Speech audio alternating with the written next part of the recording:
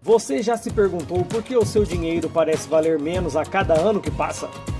Você ganha o mesmo ou até mais, mas o seu poder de compra continua diminuindo. Por que isso está acontecendo? Hoje vamos falar sobre um problema crônico das economias modernas, a inflação. Fique conosco para entender as reais causas disso e, mais importante, vamos entender como o Bitcoin oferece uma solução revolucionária para este problema.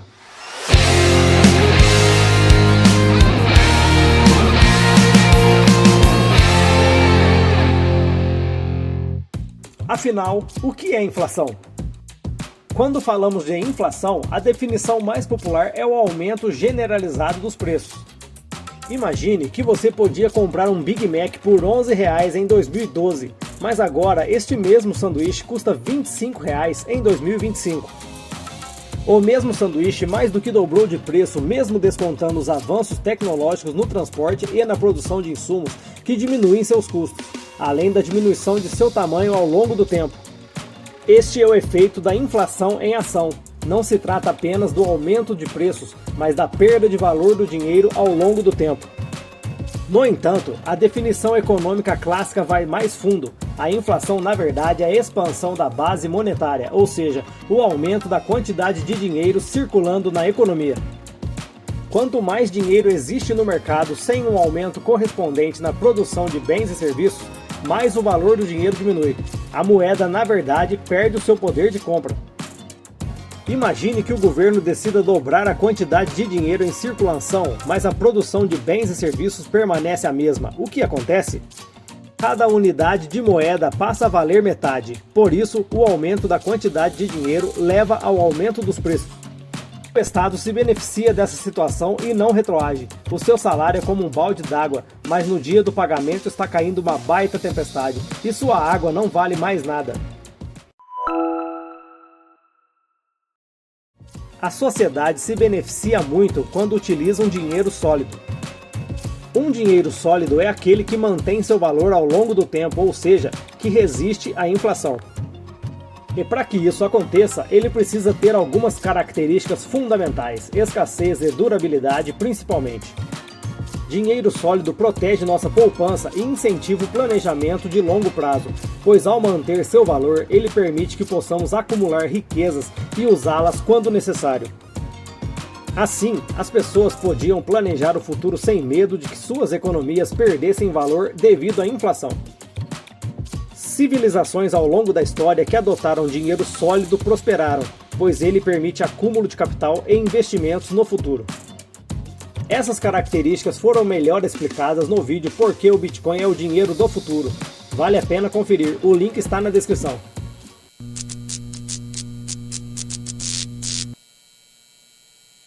Quando pensamos em dinheiro sólido, um dos primeiros exemplos que nos vem à mente são o ouro e a prata. Durante séculos, esses metais preciosos foram usados como moeda em diversas civilizações, incluindo o Império Romano, que cunhava moedas de ouro e prata, garantindo estabilidade monetária. Esses sistemas monetários de metais preciosos proporcionaram estabilidade por longos períodos, pois não podiam ser simplesmente impressos como o dinheiro moderno. O dinheiro tinha tanto valor quanto o metal precioso em si, e isso era aceito naturalmente na sociedade. No entanto, a manipulação monetária faz parte da história. A raspagem e o recorte de moedas foram uma das primeiras formas de inflação, especialmente no Império Romano. As moedas de metais preciosos eram raspadas fisicamente, e com o resíduo retirado nessa raspagem, mais moedas eram fabricadas. O imperador Nero, por exemplo, reduziu o conteúdo de metais preciosos nas moedas, mantendo seu valor, mas com menor peso. O número de moedas necessários para comprar um mesmo item aumentava. Mas ao invés de resolver o problema, essas ações acabaram gerando inflação, desconfiança e até mesmo mercados negros. Com Nero, o áureo que possuía 8 gramas de ouro passou a ter 7,2 gramas e o denário passou de 3,9 gramas de prata para 3,2 gramas. Depois foi a vez do reinado de Caracalla reduzir o áureo para 6,5 gramas e posteriormente Diocleciano reduziu para 5,5 gramas. Neste momento, o denário possuía apenas vestígio de prata e seu núcleo era de bronze, e as moedas de denário mudavam de cor pelo desgaste após o uso. A queda do Império Romano foi precedida pela instabilidade monetária, mostrando como o dinheiro sólido é essencial para a sobrevivência de uma civilização.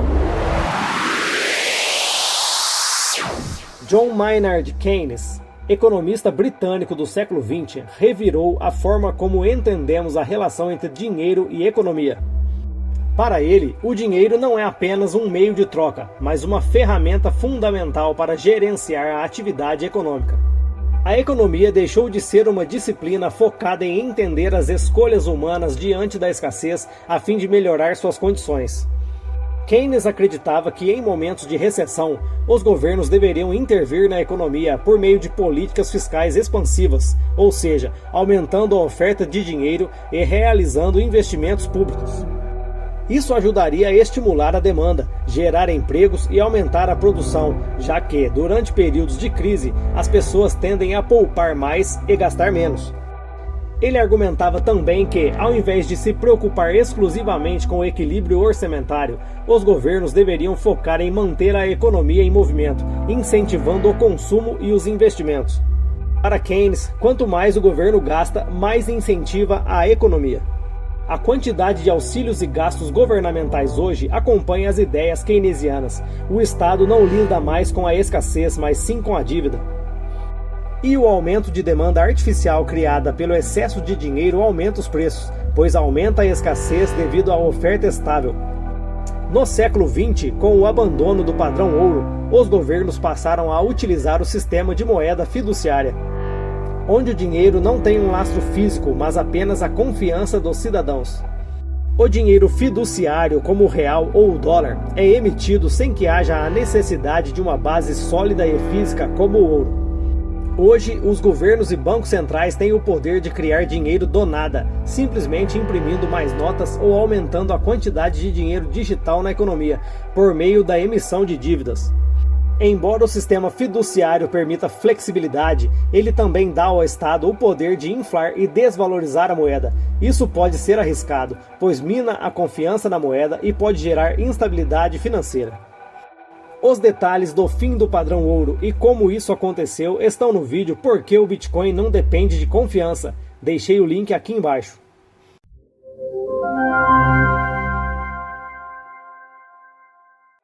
Vamos olhar para o Brasil. O índice IPCA, que é usado para medir a inflação, é frequentemente criticado por não refletir a inflação real. Isso porque ele leva em conta uma cesta de produtos limitada e, ao longo dos anos, tem sofrido ajustes metodológicos que excluem itens voláteis como combustíveis e alimentos. O que realmente gera inflação é a expansão da base monetária, ou seja, o aumento da quantidade de dinheiro em circulação. Se olharmos para os dados do M2 no Brasil, veremos o crescimento significativo do volume monetário, o que está diretamente relacionado ao aumento da inflação. Nas décadas de 1980 e 1990, o Brasil passou por uma hiperinflação, onde os preços podiam dobrar em questão de dias. O impacto real da inflação era sentido por cada cidadão no caixa do supermercado. E hoje, a mesma coisa começa a acontecer. Com a grande emissão de moeda ocorrida devido à pandemia em 2020, agora em 2025, preços estão subindo. Enquanto os jornais anunciam IPCA de 4,83% em 2024, é facilmente percebido que as coisas estão bem piores do que isso. E se a inflação não fosse o único problema, ainda há a reduflação, onde para manterem os preços, a qualidade ou tamanho dos produtos diminui. O aumento de preços não depende apenas do excesso de dinheiro, mas de diversos fatores. Porém, o excesso de dinheiro causa desvalorização da moeda. Portanto, aumento de preços generalizado é a consequência da inflação. Preços sobem para compensar a desvalorização da moeda e você precisa gastar mais para comprar o mesmo. O real já perdeu 84% de seu poder de compra e não há nenhuma tendência de melhora. Agora vamos entender como o Bitcoin pode ser a solução. O Bitcoin é baseado em uma tecnologia chamada blockchain, um livro-razão público e imutável, onde todas as transações são registradas e verificadas por diversos participantes da rede. O Bitcoin utiliza um sistema chamado Proof of Work, ou prova de trabalho, que garante a segurança da rede por meio de um custo energético. Em outras palavras, a mineração do Bitcoin exige que os mineradores gastem recursos computacionais para validar as transações. Esse esforço computacional garante que não é vantajoso trapacear o sistema. Além disso, o Bitcoin tem um mecanismo chamado halving, que ocorre a cada 4 anos, onde a emissão de novos Bitcoins é reduzida pela metade.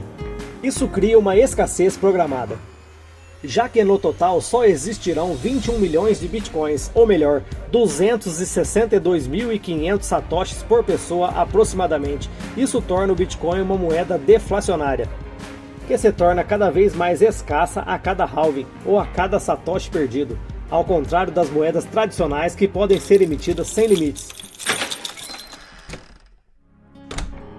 Em resumo, a inflação é um problema crônico causado pela expansão descontrolada da base monetária. O Bitcoin surge como uma alternativa realmente escassa e deflacionária. Agora temos uma moeda digital que não pode ser inflacionada por governos ou bancos. Comparando a curva de emissão do Bitcoin com a do real, vemos uma grande diferença. Enquanto o Bitcoin tem uma oferta limitada e controlada, a emissão do real é praticamente ilimitada, o que gera a inflação que sentimos todos os dias. Participamos hoje do declínio do sistema Fiat, como aconteceu no Império Romano. O dinheiro já não tem valor e vai colapsar. Bitcoin é a primeira moeda verdadeiramente escassa, com um limite máximo de 21 milhões de unidades. Esse é um avanço revolucionário para o futuro da economia e o abandono das leis keynesianas. Não se esqueça, pela primeira vez, temos uma alternativa real ao sistema monetário inflacionário.